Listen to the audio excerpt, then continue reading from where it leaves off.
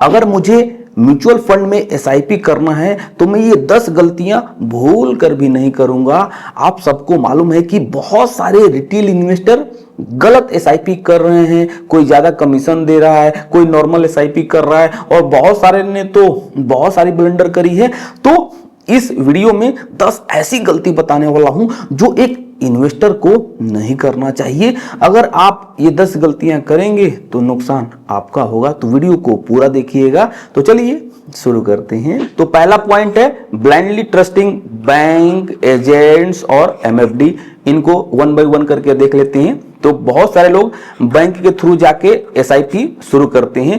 तो इसमें दिक्कत क्या होती है, आप जिस भी बैंक के थ्रू एसआईपी शुरू करते हैं तो वो जो बैंक वाला होता है वो अपनी ही स्कीम आपको चिपकाएगा। जैसे एचडीएफसी में गए तो एचडीएफसी वाला स्कीम आपको सेल करेगा, आईसीआईसी में गए तो आईसीआईसी एएमसी का स्कीम बेचेगा, एसबीआई में गए तो एसबीआई वाला अपना स्कीम बेचेगा। तो हो सकता है कि वो स्कीम अच्छी ना हो, वो आपके गोल को मीट ना करती हो। दूसरी, जब भी आप बैंक के थ्रू जाएंगे तो वो आपको रेगुलर मोड ही चिपकाएगा, और रेगुलर मोड में 1 से 2% तक एक्सपेंस रेशियो रहती है। तो बैंक के थ्रू मुझे लग रहा है कि फ्रेश एसआईपी करने से आपको बचना चाहिए। इसमें गलत स्कीम और फीस ज्यादा लगती है। दूसरा है एमएफडी। अगर आप एमएफडी या किसी थर्ड पार्टी एजेंट के थ्रू निवेश करेंगे तो वो आपको ऑलवेज रेगुलर मोड ही चिपकाएगा, जिसमें 1 से 2% तक कमीशन लगता है। तो इसमें नुकसान होता है रिटेल इन्वेस्टर का। तो जब भी आप फ्रेश एसआईपी करें या लमसम करें तो आपको डायरेक्ट मोड में निवेश करना चाहिए।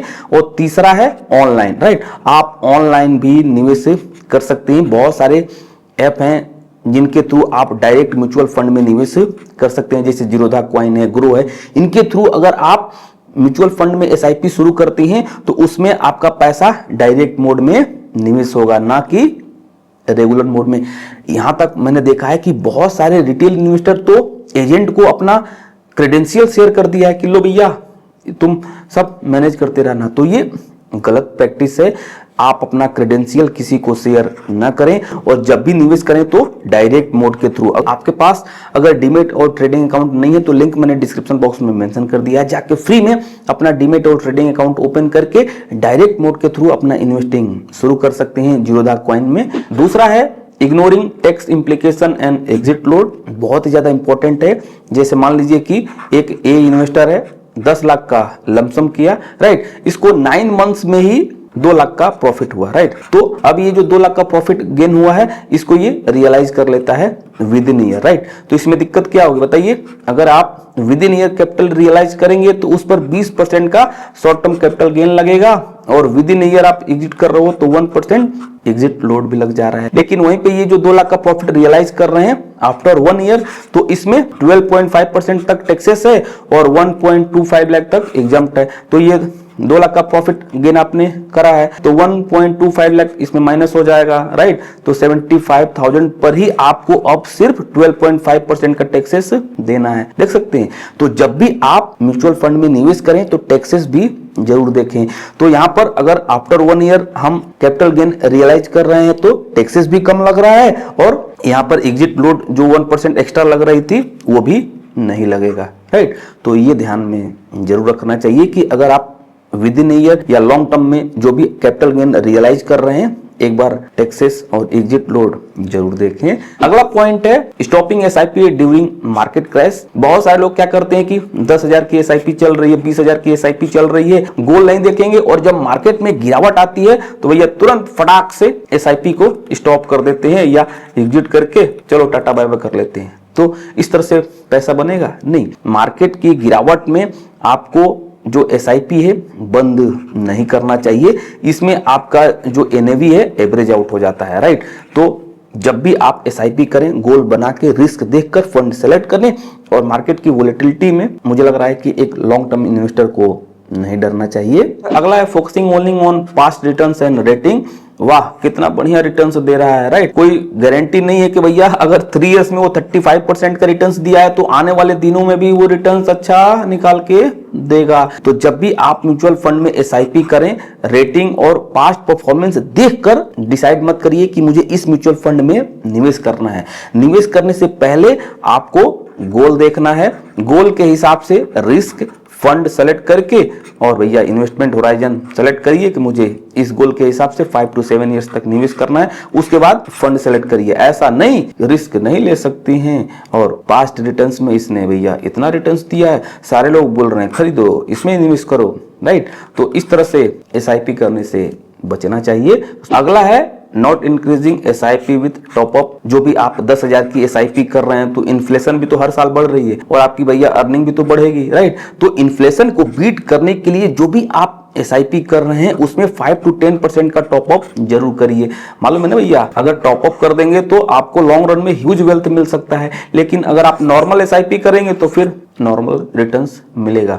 तो एसआईपी जब भी कर रहे हैं तो उसमें 5 to 10% का टॉपअप जरूर करिए। जबकि बहुत सारे रिटेल इन्वेस्टर एसआईपी शुरू करते हैं लेकिन टॉपअप नहीं करते हैं, टॉपअप जरूर करना चाहिए। अगला है नॉट चूजिंग डायरेक्ट प्लान्स। जैसा मैंने आपको बताया कि बहुत सारे लोग रेगुलर मोड के थ्रू निवेश करते हैं जिसमें भैया 1 से 2% तक कमीशन लग जाता है, राइट। तो कमीशन एजेंट ले जाते हैं। वहीं पर अगर आप डायरेक्ट मोड में निवेश करेंगे तो इसमें कोई कमीशन नहीं लगता है, जिससे आपको रिटर्न्स भी ज्यादा मिलेगा और भैया लॉन्ग रन में वेल्थ में भी आपको ह्यूज डिफरेंस देखने को मिलता है, राइट। तो जब भी निवेश करें डायरेक्ट मोड में, ना कि रेगुलर मोड में। और आप लोगों से रिक्वेस्ट है कि वीडियो को लाइक जरूर कर दीजिएगा। अगला है ignoring your risk appetite. Yes, एक ए इन्वेस्टर है, रिस्क नहीं देख रहा है, जाके स्मॉल कैप पे निवेश कर रहा है।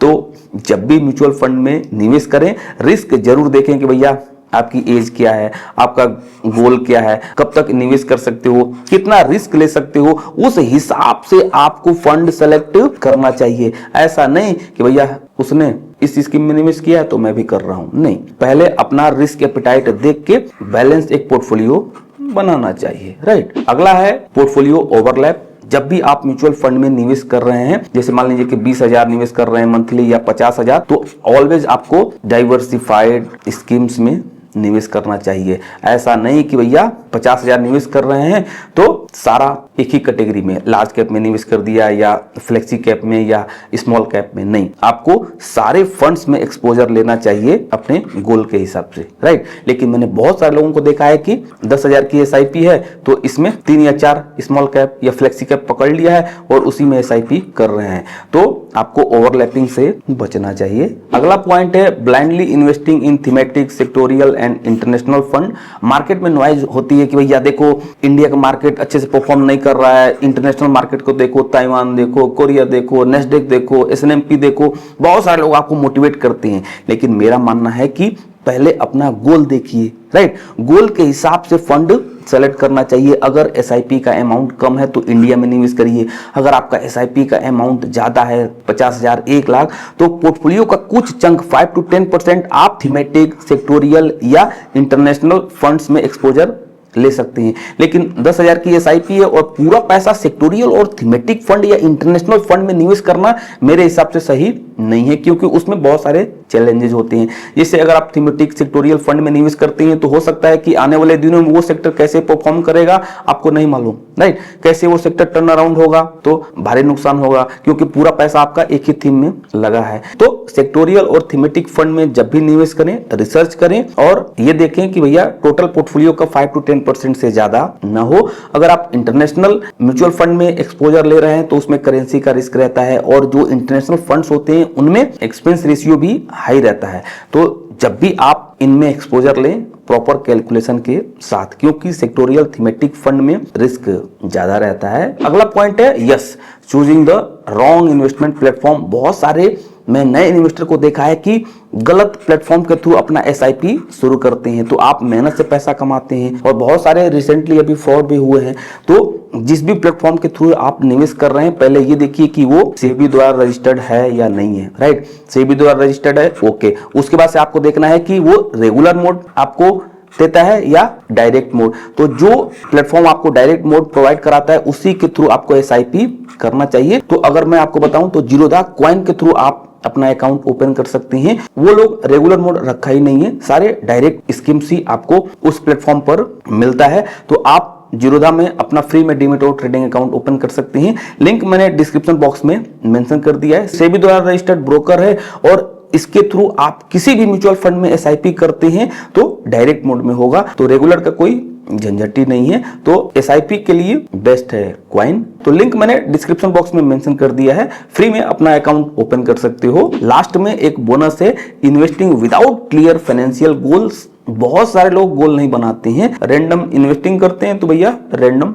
रिजल्ट्स मिलता है। जब भी एसआईपी करें, क्यों इन्वेस्ट कर रहा हूं, कितने टाइम के लिए इन्वेस्ट करना है, राइट, किस गोल के लिए कितना अमाउंट चाहिए फ्यूचर में, ये सब क्लियर होना चाहिए। और रिटायरमेंट के लिए भैया कितना कॉर्पस क्रिएट करना है, बच्चे हैं तो भैया बच्चे 14-15 साल के होंगे तो हायर एजुकेशन के लिए कितना कॉर्पस चाहिए, घर खरीदना है कितना पैसा चाहिए, ट्रेवल के लिए, फाइनेंशियल फ्रीडम के लिए, तो ये सब गोल क्लियर होना चाहिए। उस हिसाब से आपको एसआईपी प्लान करना चाहिए। जैसे 10-12 साल के बाद बच्चों को भैया हायर एजुकेशन के लिए 10 से 15 लाख रुपए चाहिए, सिर्फ एग्जांपल है, राइट। तो भैया आपने गोल बना लिया, तो उस हिसाब से अब आपने यहाँ पर फंड सेलेक्ट कर लिया कि भैया मुझे अब 10 से 15 हजार रुपए पर मंथ की एसआईपी शुरू करनी पड़ेगी इस गोल को अचीव करने के लिए, और 10-12 साल अभी है मेरे पास, राइट। तो इस तरह से गोल बना के आपको एसआईपी करने के बारे में सोचना चाहिए। बहुत सारे लोग गोल नहीं बनाते हैं, तो गोल बनाइए कि रिटायरमेंट के लिए इतना एसआईपी है, बच्चों के एजुकेशन के लिए इतना है, शॉर्ट टर्म में कोई गोल है तो भैया मैं इतना एसआईपी करूंगा, राइट। तो इस तरह से आपको प्लान करना चाहिए। और जब भी निवेश करें तो पूरा पैसा इक्विटी में नहीं, डाइवर्सिफाइड रखिए, कुछ डेट में, कुछ इक्विटी में, और भी अदर एसेट्स हैं उनमें आपको एक्सपोजर लेने के बारे में सोचना चाहिए। ये वीडियो कैसी लगी आपको कमेंट बॉक्स में जरूर बताइएगा। तो मैं मिलता हूं अगली वीडियो में। Thank you.